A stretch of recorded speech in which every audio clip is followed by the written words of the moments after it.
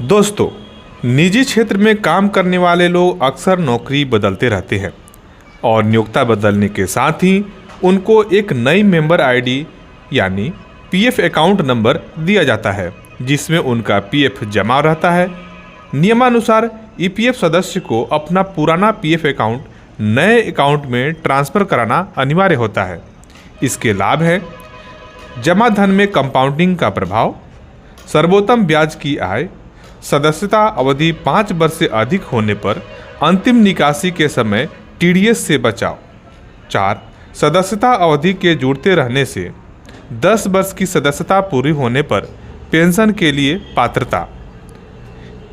हमने पिछले वीडियो में यूएन के बारे में बताया था। उसमें यह भी बताया था 12 अंकों वाली संख्या जीवन पर्यंत सदस्य की पहचान रहती है और इसी के अंतर्गत उसके विभिन्न पीएफ खाते जुड़े रहते हैं।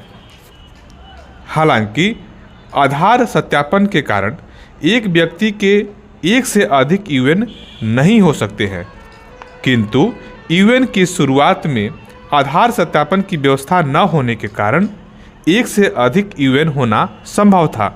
ऐसे बहुत सारे मेंबर्स के साथ हुआ भी है। ऐसे में प्रभावित सदस्य जानना चाहते हैं कि 2 या 2 से अधिक यूएन के एकजुट कैसे करें।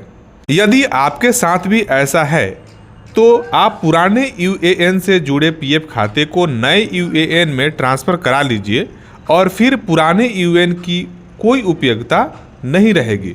लेकिन ऐसा करने से पहले ये जांच कर लें, ये सुनिश्चित कर लें कि सभी यूएएन में सदस्य के सभी विवरण जैसे कि नाम, पिता का नाम, जन्म तिथि, जेंडर समान है। ऐसा न होने की स्थिति में पहले गलत विवरण को सही करवाएं, तभी अकाउंट ट्रांसफ़र संभव है। आइए पीएफ अकाउंट ट्रांसफ़र की प्रक्रिया को समझ लेते हैं। यदि आपका एक ही यूएएन है और उससे 2 या 2 से अधिक पीएफ खाते जुड़े हुए हैं तथा आपके यूएएन से जुड़ा आधार सत्यापित है, तो आप मेंबर पोर्टल में जाकर ट्रांसफ़र के लिए ऑनलाइन अप्लाई कर सकते हैं। ये बेहद ही सरल है। ये भी ज़रूरी है कि आप पुराने पीएफ खाते को यानी पूर्व खाते में नौकरी छोड़ने की तिथि यानी कि डेट ऑफ एग्जिट दर्ज कराई गई हो तथा नई नौकरी ज्वाइन करने की तारीख उसमें कम से कम 1 दिन के बाद हो।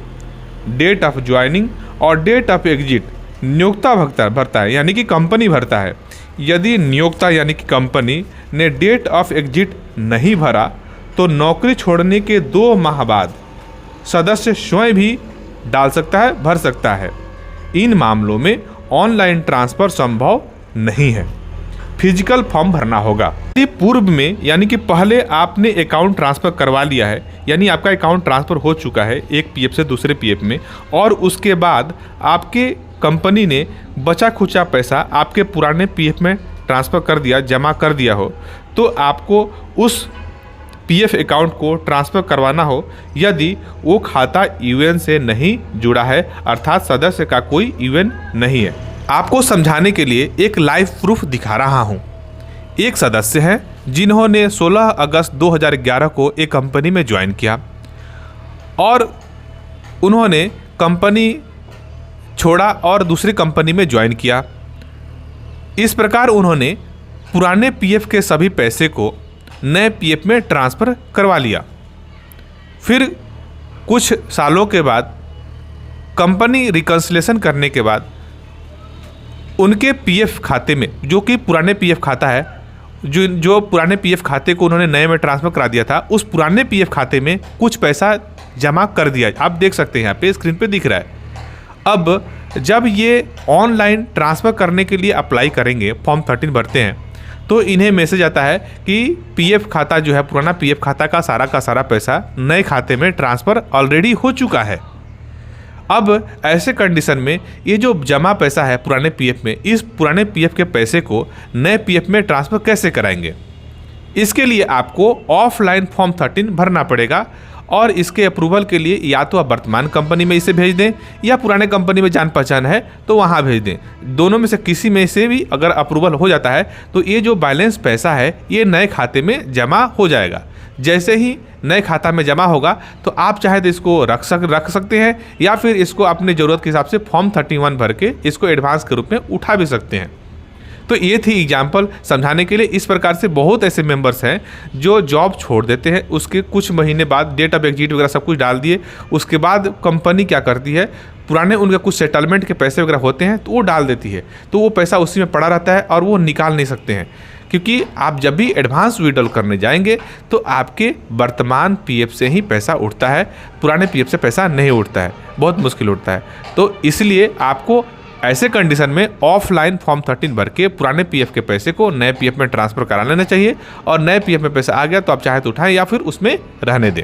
3, सदस्य की मृत्यु हो गई है और उत्तराधिकारी द्वारा ट्रांसफ़र करवाया जा रहा हो, ऐसे मामलों में आप ईपीएफ वेबसाइट से epfindia.gov.in से फॉर्म 13R डाउनलोड करें और उसे सावधानीपूर्वक भरें।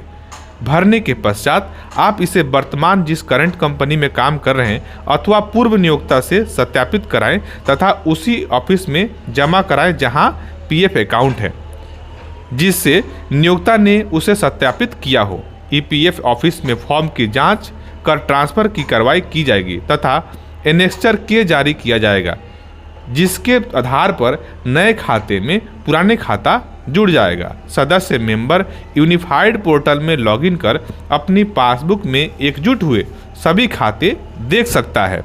दोस्तों, ये ट्रांसफ़र की प्रक्रिया अनएग्जेम्प्टेड एस्टैब्लिशमेंट के लिए है। एग्जेम्प्टेड एस्टैब्लिशमेंट के अकाउंट ट्रांसफ़र के बारे में हम आपको अगले वीडियो में बताएंगे। जैसा कि आपको बताया गया है, नौकरी बदलने पर आपको अपना ईपीएफ अकाउंट ट्रांसफ़र करना कानूनी अनिवार्य है। ये आपके हित में है। पुराने अकाउंट से पैसा निकालने की गलती बिल्कुल न करें। अगर अकाउंट ट्रांसफ़र में आपको कोई समस्या हो तो आप अपने ईपीएफ ऑफिस में संपर्क करें। हमारे कर्मचारी आपकी सहायता के लिए तत्पर हैं। धन्यवाद।